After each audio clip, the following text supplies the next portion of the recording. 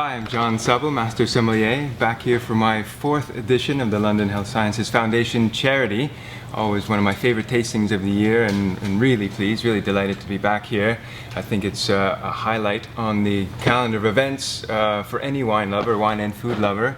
Having been here now for 4 times, seen the caliber of the local chefs who come out pouring, or rather preparing fantastic dishes from really seasonal fresh ingredients, and then of course to the wines that will be poured, generously organized by Lifford Wine Agency, and they've got one of the top portfolios in the province, and each year they bring out a number of the producers themselves who can come and pour the wine, so you get really a bit of an educational experience as well as a fabulous evening.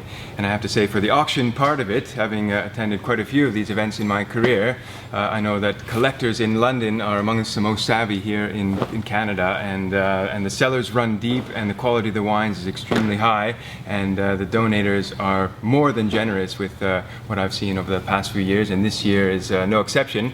So before the event, I did a little walk through the silent auction table and just picked out a couple of what I think are my sort of personal highlights, not necessarily the top names, not the biggest, most expensive wines, those really don't need any introduction, but just a couple of little gems that you might want to look for. Of course, by the time you're watching this, they'll be tucked away safely in somebody else's cellar, but there's always next year an opportunity for you to come and find some of these wines. I'll start off with a wine that really doesn't need any introduction at all. This is Chateau Margaux, first growth from Bordeaux, always one of the top wines of the vintage, and in this case 1995, which wasn't considered a top vintage in Bordeaux. However, when you're a producer like Chateau Margaux, you make no mistakes, and this is, I think, a brilliant representation of that particular year. And for the savvy collectors out there, it's generally a little bit less expensive than some of the really marquee vintages, if you will. So if you're a smart buyer and love to drink great claret with a little bit of age, you know, an opportunity to find a 95 Margaux at an auction like this is a real treat.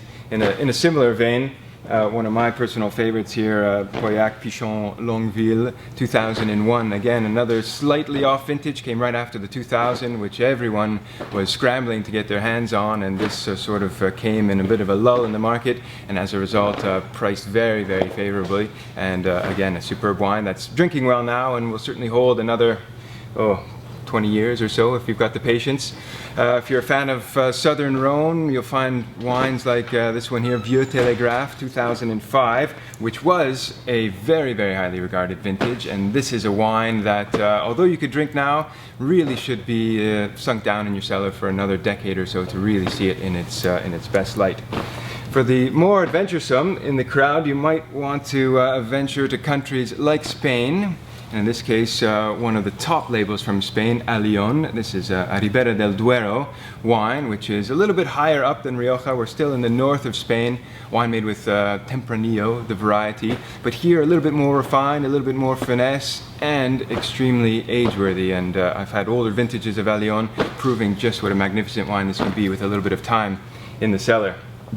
And I'd also like to just pull out a couple of my top wines from the Veneto in Italy. I've got 2 Valpolicellas here, one from Pra and the other from a legendary producer named Giuseppe Quintarelli, 1999 and 2006, both in a similar mold that is favoring my style of wine, which is a little bit more elegant, a little bit more refined, more Burgundian, if you will, silky, soft, seductive texture. And Quintarelli, really, if you haven't tried a Quintarelli in your life, you don't know what you're missing, and has to be at least tasted if you are at all interested in wine, because you will experience in this bottle some of the most remarkably haunting, complex, engaging aromas and flavors that you'll ever come across.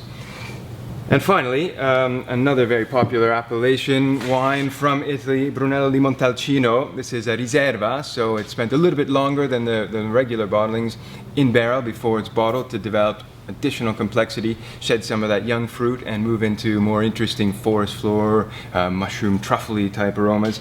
Conti Constanti is the viticulturalist here, the winemaker, and he is really one of the arch traditionalists, a pillar of the appellation, been around for pretty much as long as anyone else has, and has always consistently made some of the top wines of the vintage in Brunello. So that's just a very, very quick lineup. We didn't even get into the New World, but this year it's a very, very strong showing of wines from all over the world, and I'm sure in future editions of this event they'll be just as high caliber. So hopefully we'll see you. Each year we also do a little pre-tasting event, if you're particularly keen, where we pull out really some of the top wines of the entire lineup and we taste them in a very comfortable setting where we can discuss and laugh and have a little bite to eat, just to sort of prime yourself for the main event. Thank you very much. Hope to see you again.